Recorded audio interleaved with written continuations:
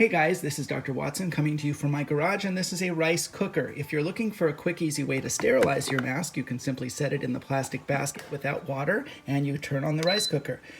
And you can leave it there for a half an hour. My measurements show that when you put it on the high setting, the rice cooker will hit well over 180 degrees in terms of the measured temperature of the mask itself.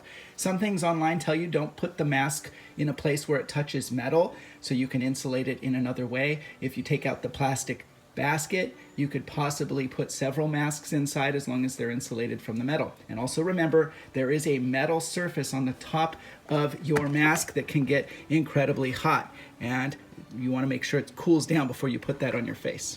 That's it. Hope that helps.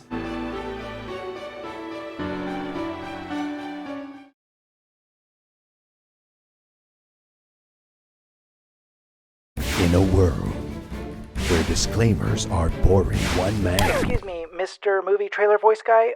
Please just read the copy in front of you. Oh, sorry.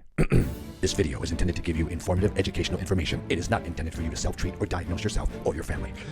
Because we want you to make good medical decisions when it comes to you and your family's health. Please first talk to your doctor before trying or attempting any of the information that you have seen or heard in this video.